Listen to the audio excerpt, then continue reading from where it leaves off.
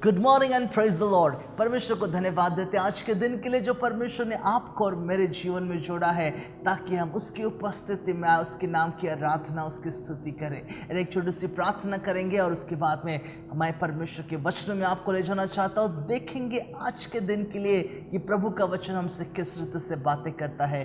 पिता परमेश्वर, हम आपको धन्यवाद देते हैं, धन्यवाद देते हैं प्रभु इस समय के लिए। हमारा एक सुंदर सा आराधना का समय रहा, पर प्रभु हम प्रार्थना करते हैं, अब जब हम आपकी उपस्थिति में बैठे हैं प्रभु, हम अपने आप को रिक्त करते, खाली करते। प्रभु आप हमें अपने वचनों से बातचीत करना, मुझे पकड़कर सुनने वाला हर एक कान प्रभु जी आप आशीषित करना और होने दे प्रभु जी। जब हम आपकी उपस्थिति से वचनों को सुनकर उठे प्रभु जी, एक नई जोश, एक नए उद्देश्य हमारे जीवन के लिए रहे।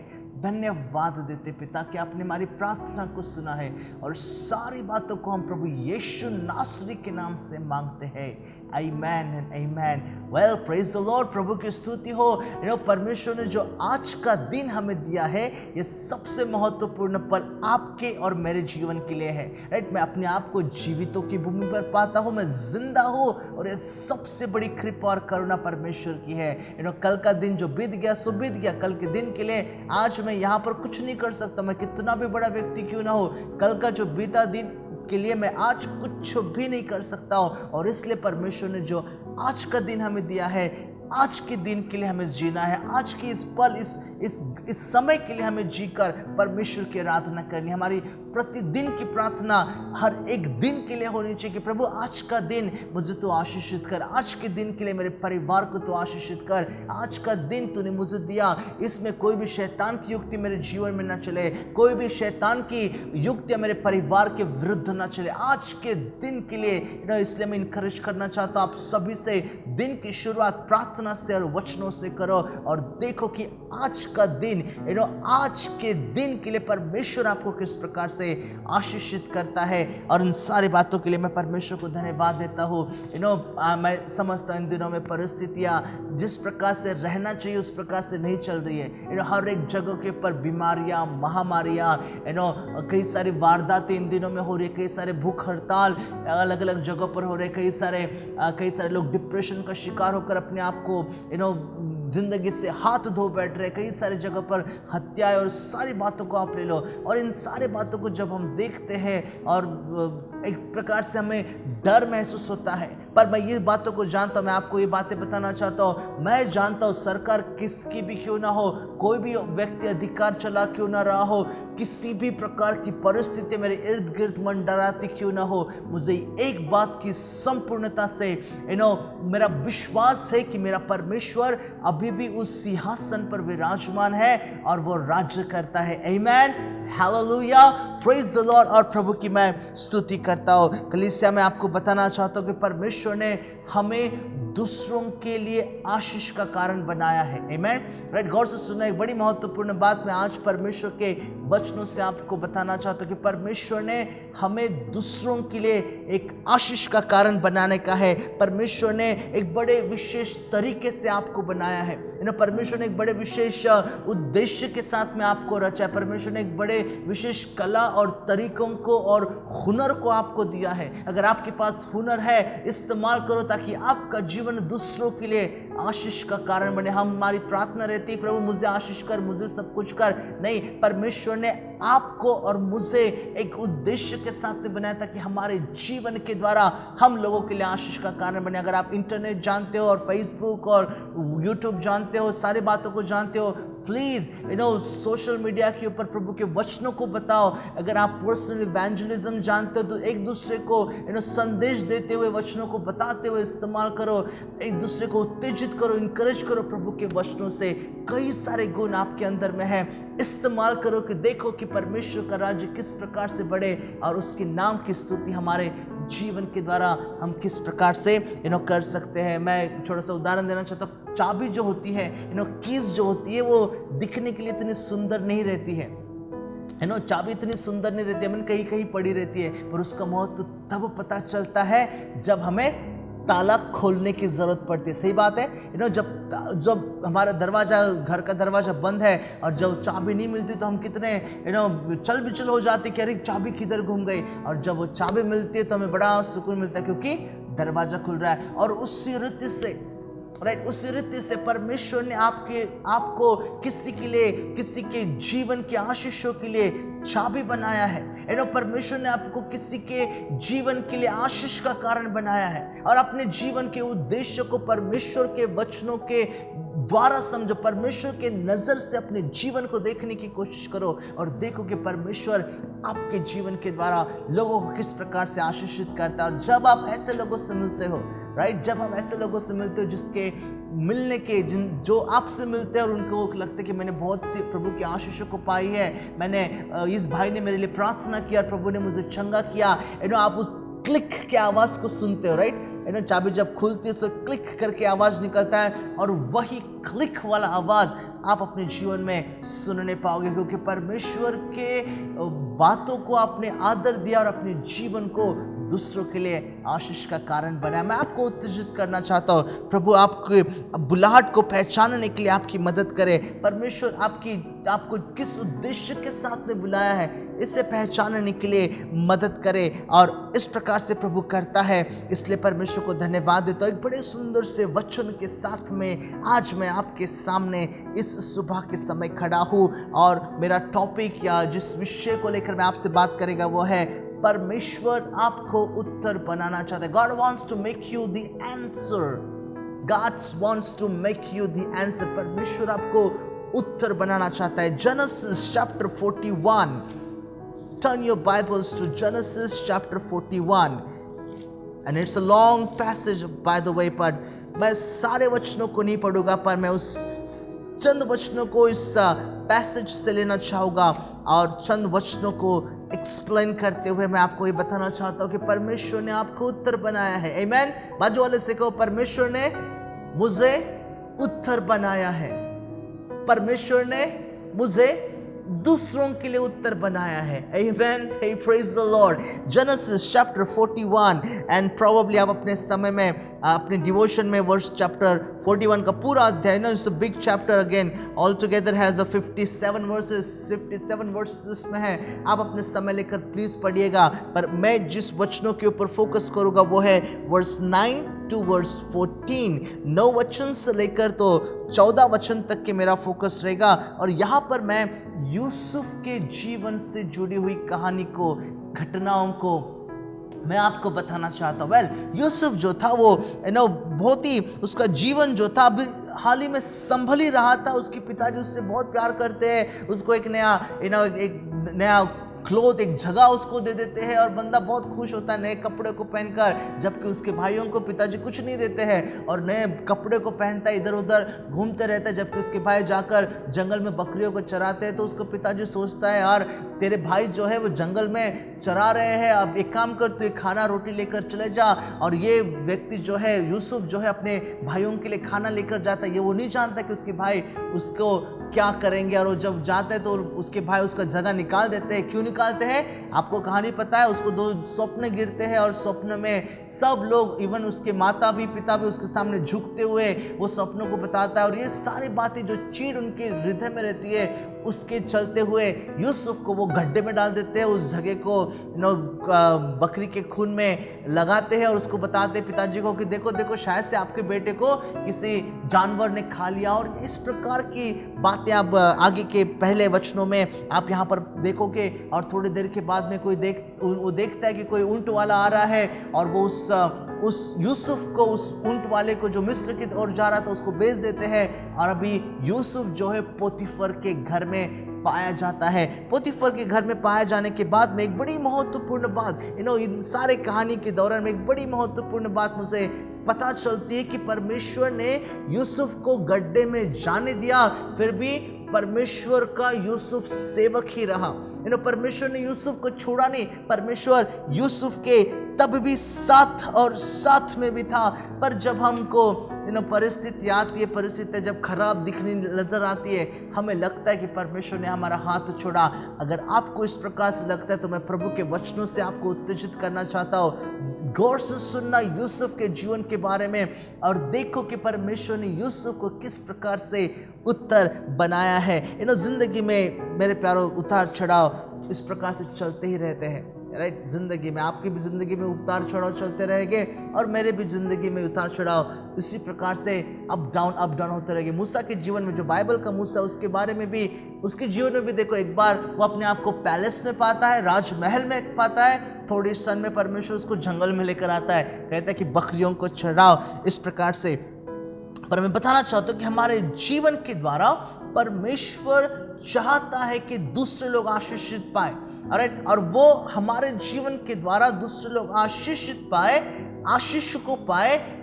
वो किस प्रकार से करेगा ये हम उसे पता नहीं हम किसी को पता है, पर परमेश्वर भली बातें जानता है कि उसने किस प्रकार की बातों को करना है, कैसे परिस्थिति हमारे जीवन में लानी है, कैसी घटनाओं को हमारे जीवन के लिए लेकर आना है, ताकि हमारा जीवन दूसरों के लिए आशीष का कारण बने। हे प्रभु का वचन यहाँ पर बताता है जेनेसिस चैप्टर 41 में यूसुफ के जीवन का जो अच्छा समय वो शुरू हो जाता है। पोतीफर ने जो है वो उसको जेल में डाल देता, पर जेल में जब यूसुफ गया, वहां से परमेश्वर ने उसके जीवन को बनाने के लिए शुरुआत किया।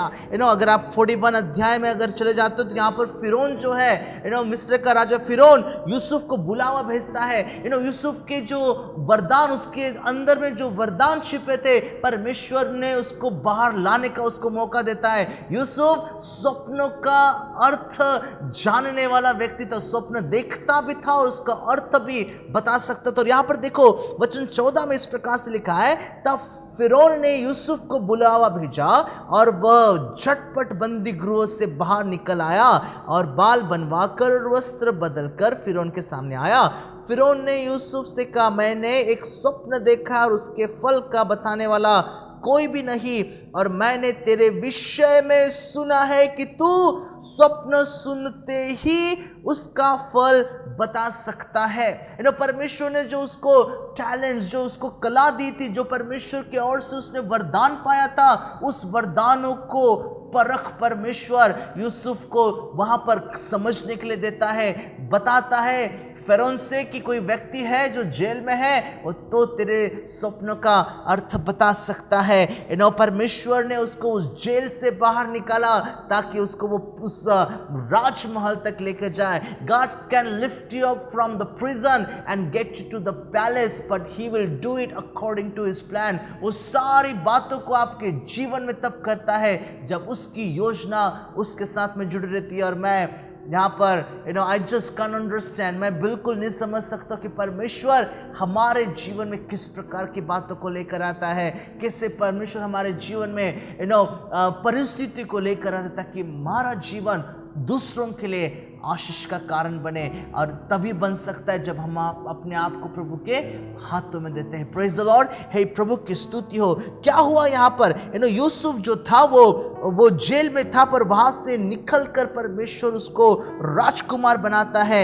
जिस राष्ट्र ने प्रॉब्ली उसको सोचा था कि यार ये तो बलात्कारी है, उसके ऊपर लोगों ने थूका होगा, उसको नीचे नजर से देखा होगा, यार ये जो था वो इब्रानी व्यक्ति है, हमारे देश में आता है, हमारे पोतीफर की पत्नी के ऊपर डोरे डालता है, गलत व्यक्ति है। जिन राष्ट्रों ने उसको नीचा दिखाया था, जो लोग सोचे कि इसका जीवन में ये आगे बढ़ नहीं सकता, यहां तक उसके भाइयों ने सोचा था कि ये क्या, इसके क्या हम सामने झुकेंगे, परमेश्वर उस लोगों के सामने यूसुफ को ऊंचा करता है। हालेलुया। जिन लोगों ने प्रॉब्ली आपसे कहा होगा कि आपके जीवन में आप आगे नहीं बढ़ सकते हो, आपके जीवन में आप क्या कर सकोगे, आपके जीवन तो बहुत ही आप शर्मीले प्रकार के व्यक्ति हो, आपके जीवन आपको तो बातचीत नहीं करना आता है, आपको ना ही अच्छे से गाना आता है, ना ही अच्छे से प्रचार करना आता है, ना ही आपके अंदर में वो लीडरशिप क्वालिटीज है, ना ही आप एक अच्छे व्यक्ति हो। जब अपने ही लोग हमें नीचे गिराने की कोशिश करते हैं, remember this thing, God can lift you up, और आपको जब ऊंचा उठाता है ताकि आप दूसरों के लिए एक आशीष का कारण बनो, दूसरों के लिए आप एक अनुग्रह का कारण बनो, और उनको ये बताने पाओ कि किसी परमेश्वर ने आपके जीवन को बदला है और उसका नाम प्रभु यीशु मसीह है। God can lift you up. मेरे प्यारो, आपको परमेश्वर ऐसे जगह पर लेकर आना चाहता है जहां पर आप रहकर परमेश्वर के लिए, दूसरों के लिए आप एक आशीष का कारण बनो। Hallelujah, praise the Lord. मैं यहाँ पर जब देखता हूँ कि परमेश्वर किस किस प्रकार का काम यहाँ पर यूसुफ के जीवन के द्वारा करता है। आप कहानी को जानते हो, आप प्लीज पढ़ना। जब मिस्र के अंदर में और पूरी जगह पर ऊपर अकाल पड़ रहा था, तो परमेश्वर ने यूसुफ का इस्तेमाल किया और उसने यूसुफ का इस्तेमाल करके अपने घर के और अपने गोदाम को सब अनाज से भर दिया, जबकि बाहर जगह के ऊपर सब लोग भूखमरी से मर रहे थे मिस्र में, और उस जगह के ऊपर अकाल की कमी के कारण किसी भी प्रकार की विपत्ति नहीं आई, क्योंकि वहां पर अनाज काफी मात्रा में था।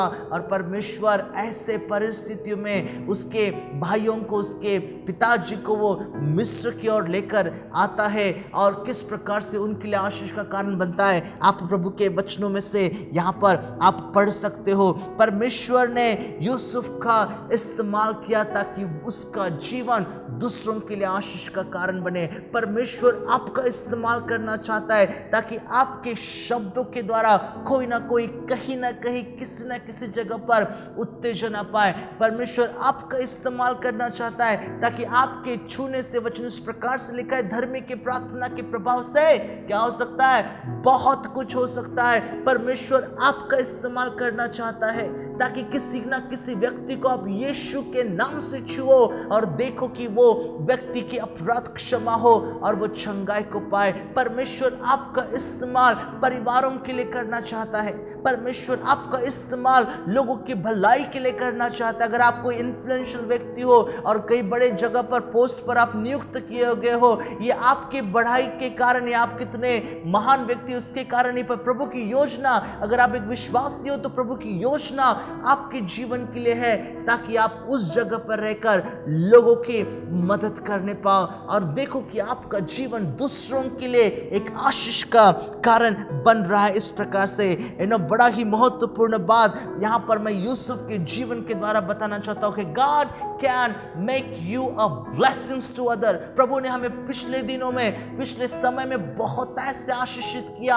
अब यह समय है, लिसन टू मी केयरफुली, अब यह समय है कि हम लोगों के लिए आशीष का कारण बने। आमेन, प्रेज द लॉर्ड। प्रभु यीशु मसीह का उदाहरण तो सबसे बेहतर उदाहरण मैं आपको बताना चाहता हूं। प्रभु यीशु मसीह के पास में भीड़ से भीड़ उमड़ आते थे कि उसके ऊपर प्रभु यीशु मसीह हाथ रखे और लोग चंगाई को पाए। प्रभु यीशु मसीह ने ऐसा नहीं कहा, प्रभु क्या प्रभु 3.5 साल ही मेरा लिमिटेड टाइम का वीजा मुझे तूने दिया है, मैं यहाँ पर थोड़े समय के लिए हूँ और उतने में भी मेरे को अपना कोई फ्री टाइम नहीं है क्या? प्रभु यीशु मसीह ऐसा नहीं कहता था, प्रभु तू मुझे थोड़ा फ्री टाइम दे देना, मैं थक गया हूँ लोगों के ऊपर हाथ रखकर प्रार्थना करने के लिए, उनको चंगा करने के लिए। नहीं, प्रभु जब लोगों को देखते थे, लोग जो बीमार थे, और वचन इस प्रकार से लिखा है, and he moved with compassion, उसके हृदय उस वेदना से भर जाते थे कि कैसे लोग इस प्रकार से जी रहे, कैसे शैतानों ने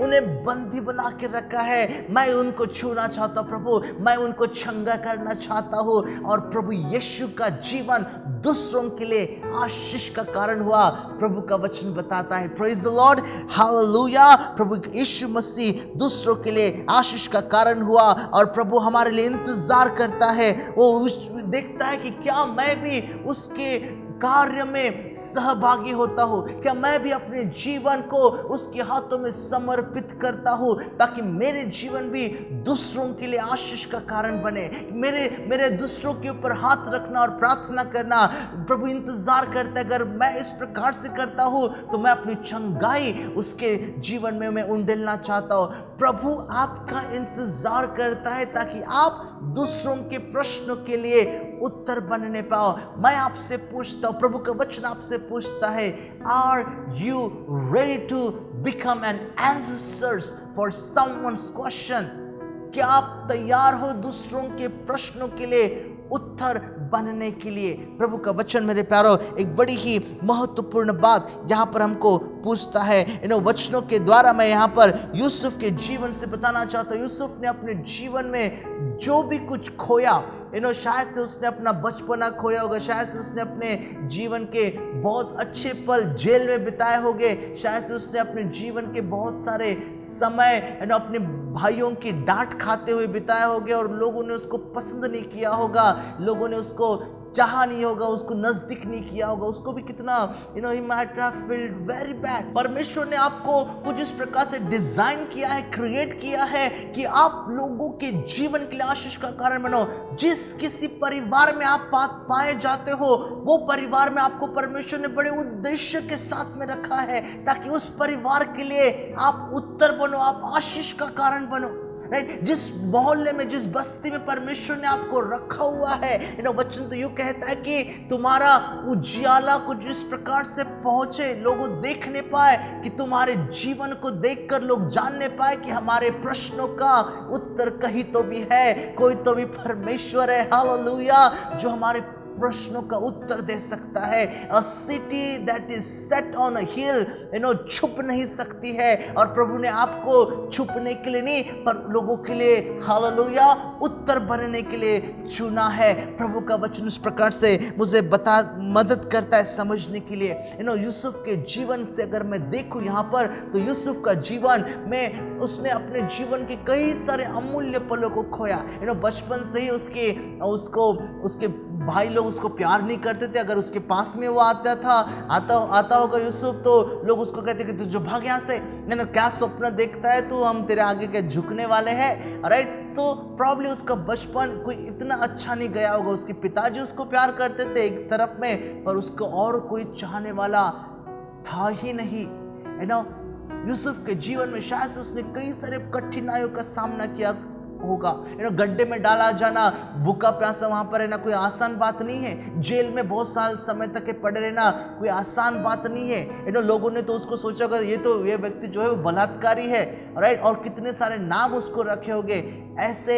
जो गलत उसने नहीं किया उसके लिए सजा काटना कोई आसान बात नहीं है। पर यूसुफ ने उन सारे बातों को सहा, ये जानकर कि परमेश्वर ने मुझे इस जगह पर एक बड़े उद्देश्य के साथ में लेकर आया होगा, और वो जानता है कि वो मेरे जीवन में क्या कर रहा है। इस प्रकार से उसने उसके जीवन के बहुत सारे ऐसे दिनों को खोया, एक अच्छे के लिए खोया, ताकि आने वाले दिन उसके लिए और उसके द्वारा दूसरों के लिए आशीष का कारण बनने पाए। अगर आपको लगता है कि आपके जीवन के बहुमूल्य पल आपने खो दिए हैं, आपने अपने जीवन के बहुमूल्य पर निराशा और कठिनाइयों में और तकलीफों में बिताया है, लोगों ने आपको परेशान किया, परिस्थिति आपके विरुद्ध थी, और ऐसे परिस्थितियों में भी अगर आप परमेश्वर के ऊपर भरोसा रखते हुए अपने विश्वासी जीवन को जी रहे हो, तो आने वाले दिनों में परमेश्वर आपको, आपके परिवार के लिए, आपके अपने लोगों के लिए उत्तर बनाना चाहता है। आपको परमेश्वर दूसरों के लिए, आपके अपने लोगों के लिए आशीष का कारण बनाना चाहता है। राइट, यूसुफ के जीवन से मैं आप ये बातों को बताना चाहता हूँ कि कितनी भी कठिनाइयों का, परेशानियों का सामना यूसुफ ने क्यों ना किया हो, पर अंत में परमेश्वर ने उसे लोगों के लिए आशीष का कारण किया। राइट, अय्यूब के जीवन के लिए ले लो। अय्यूब का जीवन शुरुआत में ऐसा लगा कि कठिनाइयों से भरा हुआ है, और था भी। ऐसा आसान नहीं था कि अपने खुद के लोगों को खोना और आराम से जीवन जीना। पर अगर आप उसके पहले अध्याय को पढ़कर उसके आखिरी अध्याय तक जाते हो, और आखिरी अध्याय को अगर आप पढ़ते हो, तो परमेश्वर ने उसे डबल आशीष किया, परमेश्वर ने उसको बहुत तायत से आशीष किया, प्रभु का वचन बताता है। राइट, सो हमें क्या करना चाहिए? हमारी प्रतिदिन की प्रार्थना ये होनी चाहिए, 3 बड़ी महत्वपूर्ण प्रार्थनाओं को, 3 बड़े महत्वपूर्ण कमिटमेंट्स को आपके सामने मैं यहाँ पर रखना चाहता हूँ। और क्यों ना हमारे दिन की जब हम शुरुआत करते हैं, राइट, अगर हमारे दिन को हम परमेश्वर के हाथों में देते हैं, तो शैतान का और उसकी युक्तियों का और उसके कार्यों का हमारे पास में करने के लिए, हमारे पास में खुद के लिए समय नहीं है। राइट, हमारी प्रार्थना क्या होना चाहिए? 3 बड़ी महत्वपूर्ण बात, लिसन टू मी केयरफुली। पहली महत्वपूर्ण बात, हमें इस प्रकार से प्रार्थना करना चाहिए कि हे परमेश्वर, मैं आज का दिन तेरे हाथों में मैं समर्पित करता हूँ या समर्पित करती हूँ। राइट जब मैं अपने जीवन को और मेरे जीवन को तो ऑलरेडी मैंने समर्पित किया है, पर अगर मेरे दिन को जो पल जो समय प्रभु ने मुझे दिया हुआ है मैं उसके हाथों में समर्पित करता हूँ, तो मेरे हर एक समय का, हर एक क्षण का, हर एक सेकंड का परमेश्वर भली बात इस्तेमाल करता है। राइट मैंने जिस प्रकार से शुरुआत में कहा था, परमेश्वर ने आपको किसी के लिए उत्तर बनाया है, चाबी बनाई है। राइट शायद से आप एक अच्छी दिखने वाली चाबी नहीं हो, टैलेंटेड चाबी नहीं हो, टैलेंटेड व्यक्ति नहीं हो, पर आपके शब्द किसी के लिए एक जीवन ठहर सकते हैं, किसी के लिए उत्तेजना का कारण बन सकते हैं। आपकी प्रार्थना किसी के बीमारी से उनको उठने के लिए सहायता कर सकती है। आपके प्रार्थना जब आप करते बीमारियों के लिए परमेश्वर आपके उस विश्वास को देखता है, उस राई के जितने विश्वास को देखता है। आमीन। उत्तेजित करना चाहता हूं आपका दिन की शुरुआत इस प्रकार से करो, प्रभु मेरा दिन तेरे हाथों में मैं समर्पित करता हूं। दूसरी प्रार्थना, प्रभु मैं और मेरा इस्तेमाल कर कि मैं दूसरों के उद्धार का और दूसरों के लिए आशीषों का और उत्तेजना देने वाला इस प्रकार से व्यक्ति में ठहर सकूं। राइट हमारी दूसरी प्रार्थना इस प्रकार से रहेगी, प्रभु तू मुझे इस्तेमाल कर। राइट प्रभु तू मुझे इस्तेमाल कर। हमारा दिन जब हमें प्रभु देता है, मैं कहूँगा कि मैं कोई बड़ा व्यक्ति हूँ इसलिए आज का दिन मैं नहीं देखने पाया। राइट आज का दिन मैं देखने नहीं पाया, प्रभु का एब्सोल्युटली प्रभु का अनुग्रह है कि आज का दिन मैं देखने पाया। तो I should be so selfish, आज का दिन जो प्रभु ने हमें दिया है क्यों ना हम उसकी स्तुति करते हुए, और जबकि परमेश्वर ने हमें दूसरों के लिए आशीष का कारण बनाया है, दूसरों के आशीष का कारण हम बने। और तीसरी बात और बड़ी महत्वपूर्ण बात, प्रभु से प्रार्थना करो, प्रभु तू मुझे उत्तर बना, प्रभु तू मुझे दूसरों के आशीष का कारण बना, तू मेरी मदद कर और समझ दे मुझे कि मैं दूसरों के लिए किस प्रकार का आशीष का कारण बन सकता हूँ। राइट परमेश्वर के वचनों से अगर आप अपने जीवन को देखते हो तो आपको और आपके जीवन के द्वारा आपने करने के लिए कई सारी बातें हैं। प्रभु आपको दूसरों के लिए उत्तर बनाना चाहता है, प्रभु आपको दूसरों के लिए आशीष का कारण बनाना चाहता है, प्रभु आपको दूसरों के लिए चंगाई का कारण बनाना चाहता है, प्रभु आपको दूसरों के लिए उस उद्धारकर्ता की पहचान दिलाने वाले व्यक्ति के रूप में आपको इस्तेमाल करना चाहता है। मैं पूछता हूँ आपसे, क्या आप तैयार हो? अगर आप तैयार हो तो प्रभु से कहो, प्रभु आज का दिन, इतवार का दिन है आज का, और आज का सुबह का समय मैंने तेरे वचनों को सुना, प्रभु आज का पूरा दिन, और फिर प्रभु तेरी इच्छा हो तो कल का भी दिन और उसके बाद का भी दिन, और मेरी जिंदगी के प्रत्येक दिन प्रभु जी तू मुझे किसी ना किसी के लिए प्रतिदिन मुझे उत्तर तो बना, किसी ना किसी को मैं जो तू उद्धार करता है उसके बारे में मैं बताने पाऊँ, ताकि जिस प्रकार की आशीष को मैंने अपने जीवन में पाया है वो भी अपने जीवन में अनुभव करने पाए। आमीन, प्रेज द लॉर्ड। आइए हम प्रार्थना करेंगे और परमेश्वर को धन्यवाद दे। पिताजी हम आपको धन्यवाद देते हैं इस समय के लिए, प्रभु धन्यवाद देते हैं क्योंकि प्रभु जी आपने हमें दूसरों के लिए आशीष का कारण बनाया है। प्रभु जी हम प्रार्थना मांगते हैं, हमारे जीवन बड़े ही स्वार्थ रीति से खुद के लिए न जीते हुए हमें मदद करना कि हम दूसरों के लिए श्राप का नहीं, नो, अब किसी के लिए मैं श्राप का कारण नहीं बनूं, पर मैं दूसरों के लिए आशीष का ही कारण बनूं। मेरे मुंह में कुछ इस प्रकार के शब्द डाल कि मेरे मुंह से निकलने वाले शब्द लोगों के लिए अनुग्रह से, लोगों के कानों पर जब पड़े वो अनुग्रह के शब्द पड़े। प्रभु जी प्रभु मेरे सहायता करना कि मैं दूसरों के लिए आशीष का कारण बनने पाऊँ। धन्यवाद देते हैं प्रभु जी कि आपने हमारी प्रार्थना को सुना, सुनने वाला हर एक कान प्रभु तो आशीषित करना। धन्यवाद देते पिताजी कि आपने हमारी प्रार्थना को सुना और सारी बातों में आपको आदर और महिमा देते हुए धन्यवाद के साथ में यीशु नासरी के नाम से हम प्रार्थना मांगते हैं। Amen and amen. Amen. God bless you all. प्रभु आप सबको आशीष करे और धन्यवाद कि आपने प्रभु के वचनों को सुना। Try every single day, try to be blessings to someone. प्रतिदिन आप अपने जीवन से एक उद्देश्य के साथ में जीवन जियो और कहना, प्रभु मैं आज के दिन किसी ना किसी के लिए आशीष का कारण बनना चाहता हूँ। प्रभु तू मुझे अपने तरीकों को बता, तू मुझे बता कि क्या उद्देश्य मेरे जीवन के लिए तू रखता है और प्रभु आपकी मदद करेगा। God bless you all. Thank you.